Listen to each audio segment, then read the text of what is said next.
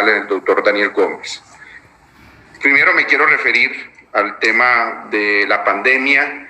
digamos las cifras generales de la pandemia en Colombia y en el mundo. Estamos en medio de una pandemia y eso los colombianos somos conscientes, pero no me canso de repetirlo, una pandemia que se produce una vez cada 100 años, por lo menos la última pandemia de esta magnitud fue hace 100 años, en 1918, la famosa gripe española, y las circunstancias y las consecuencias fueron aún peores a las que estamos viviendo hoy en Colombia y en el mundo, en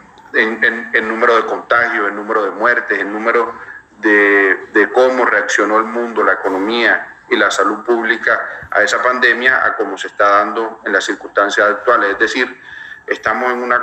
una circunstancia muy especial, muy sui generis, que sin duda alguna es supremamente grave, que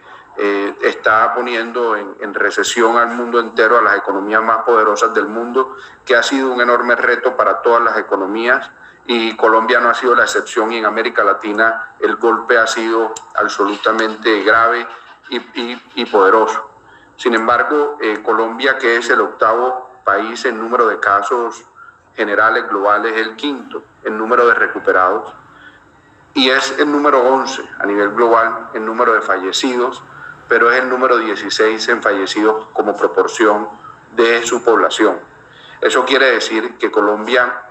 está por debajo en número de fallecidos proporcionalmente al número de casos que ha tenido, y lo refleja la tasa de fatalidad. Es decir, en Colombia se ha actuado con contundencia, se ha actuado con agilidad, se ha evitado que los colombianos con mayores riesgos se contagien.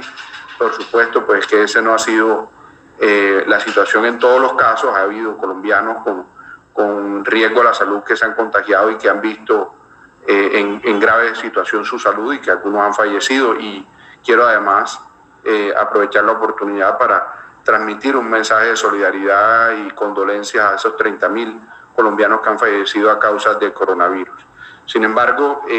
pues aquí no se puede cantar victoria, pero la situación en Colombia y en muchos países de América Latina ha cabalgado, digámoslo en esos términos, sobre la experiencia de Europa,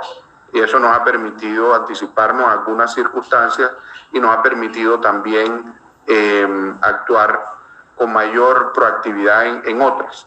Sin embargo, pues lo que estamos viendo hoy en Europa es un rebrote muy peligroso que algunos expertos adjudican a la mutación muy ágil, muy rápida de este virus, y que también señalan en la falta de prevención de algunos ciudadanos, en la relajación de algunos ciudadanos en el autocuidado, una de las razones por las cuales se ha ido mutando este virus o esta pandemia en Europa. Por lo tanto, el llamado importante que vale la pena y que nunca estaremos, que nunca podremos dejar de realizar, es a que siempre todos tengamos autodisciplina, el uso de tapabocas, el distanciamiento social, el lavado de manos, etc. El segundo elemento que me parece que es supremamente importante y que yo creo que es el eje de la discusión de hoy, y que ha sido además recurrente en esta comisión, en esta célula legislativa, es el tema de la pobreza en Colombia. La pobreza en Colombia es uno de los problemas que más nos preocupa a todos los miembros de esta comisión, y en diferentes oportunidades hemos citado discusiones, debates, hemos planteado alternativas distintas, y yo creo que la coincidencia más grande, que incluso la tenemos con el citante hoy, es en el diagnóstico. El diagnóstico es que en Colombia entre 2002 y 2014 el país venía avanzando a buen ritmo,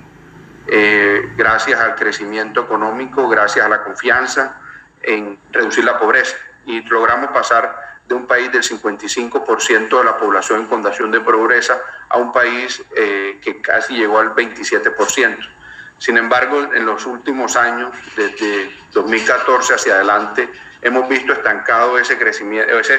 o esa superación de la pobreza, y ese es un factor de enorme preocupación, toda vez que nos coge en ese estancamiento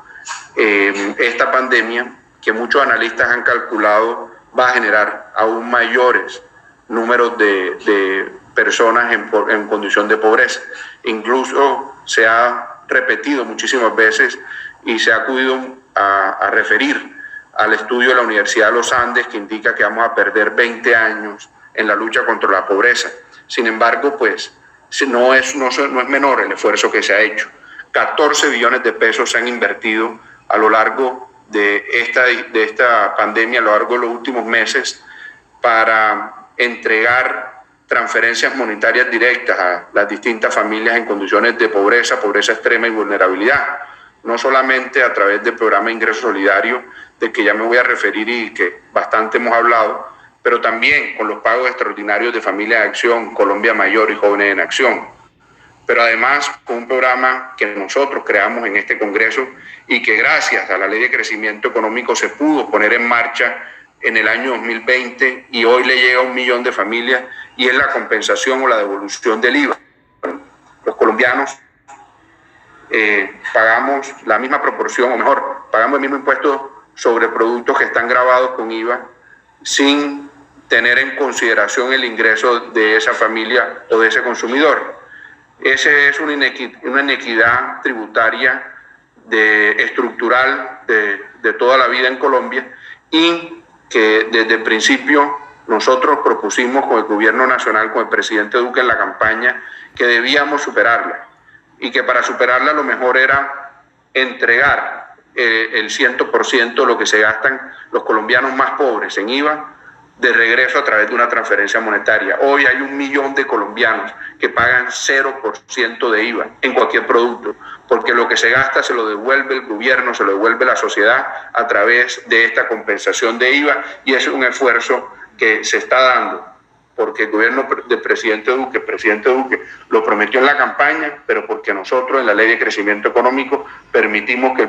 el piloto comenzara en el año 2020 y no en el 2021 como se había pensado inicialmente. Eso hay que resaltarlo y es importante, y esa compensación de IVA a partir del año 2021 va a llegar a 3 millones de hogares, y no es una transferencia pensada exclusivamente para atender una pandemia, sino que es una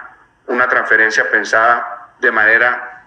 sostenida y de manera permanente, y en eso también hay que resaltarlo. Sin contar los otros esfuerzos en subsidios, como los que se han mencionado, por ejemplo, los de subsidio de gas y electricidad, como las entregas de mercado que hizo la primera dama, como las entregas que está haciendo el Instituto Colombiano de Bienestar Familiar, como el plan de alimentación escolar en casa, como el esfuerzo que ha hecho la señora ministra Alicia Arango junto al doctor Eduardo José González de la Unidad de Gestión de Riesgo, autoridades locales, la empresa privada y los individuos, los colombianos generosos, a través de diferentes estrategias. Sin contar en eso, en Colombia se va a invertir en este año 14 billones de pesos en transferencias monetarias. 14 billones de pesos no es una cifra que podemos pasar por encima y que podemos nosotros tratar de ridiculizar. 14 billones de pesos, para que los colombianos la tengan clara, significa el 100% de la utilidad de Ecopetrol del año 2019, una cifra histórica de utilidad de Ecopetrol. Significa el doble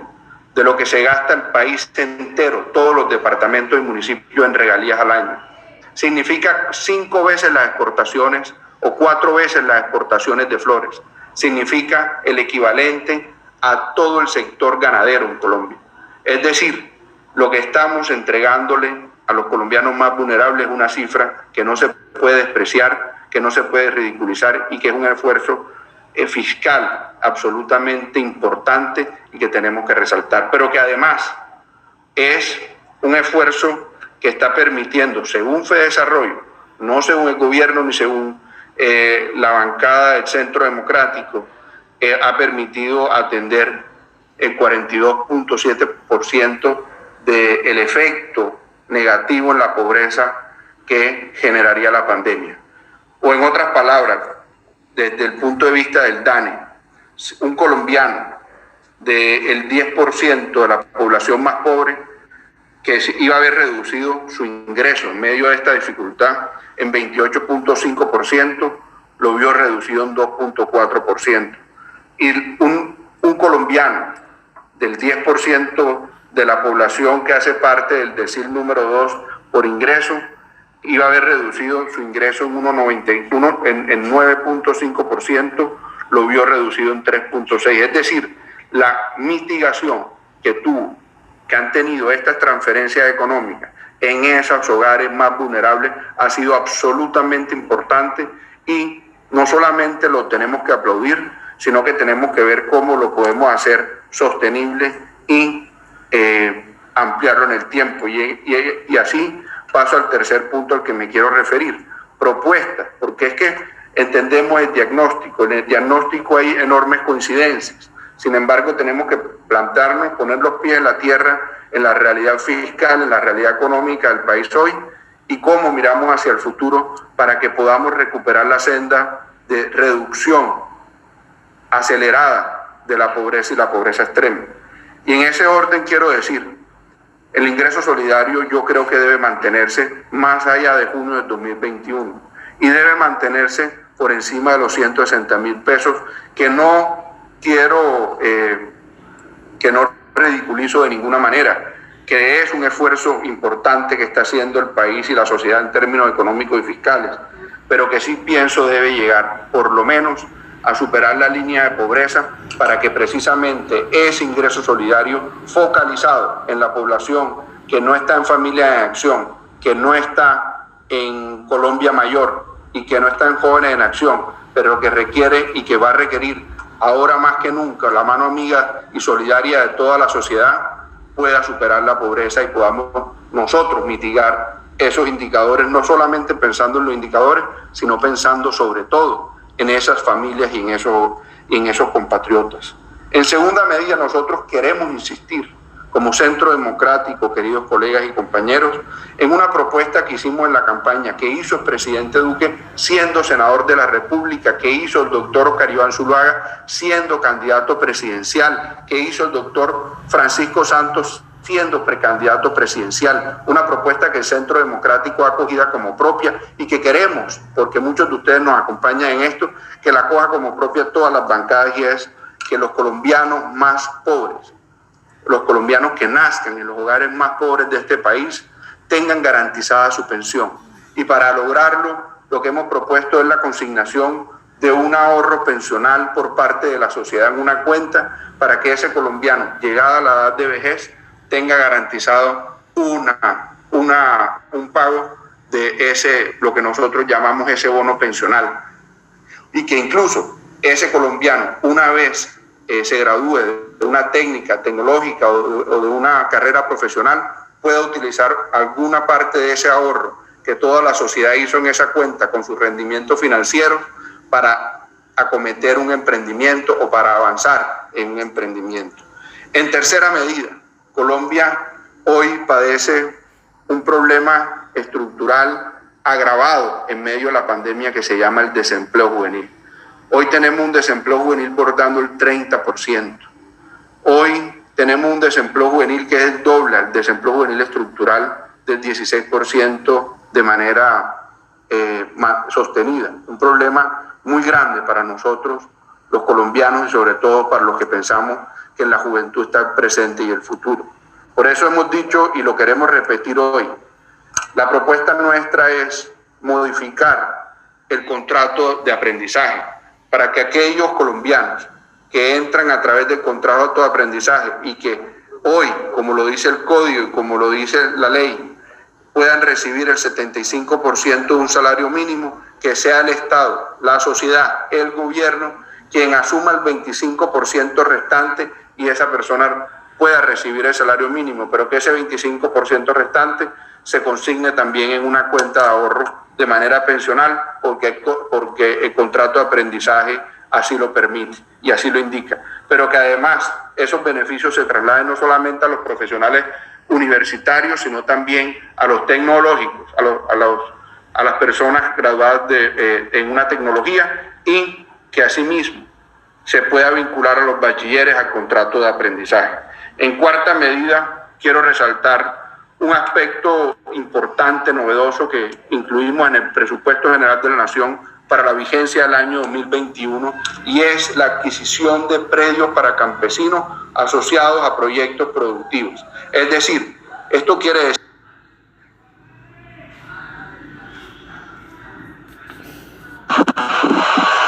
Continúe, senador. Gracias, presidente. Yo sé que ya el tiempo apremia y voy cerrando. Me quedan 3 puntos adicionales.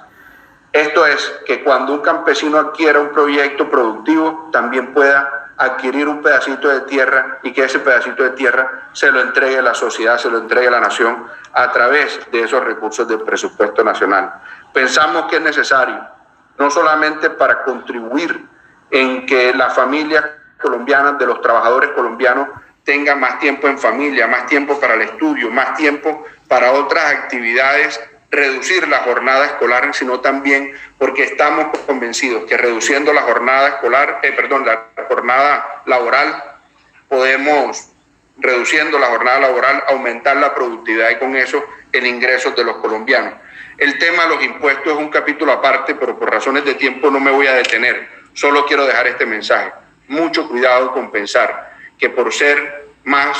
progresivos en los impuestos, o pensar en cargar muchísimo impuesto a las empresas, vamos a tener mayor equidad. Todo lo contrario. Mucho cuidado que con las empresas ahuyenta la inversión,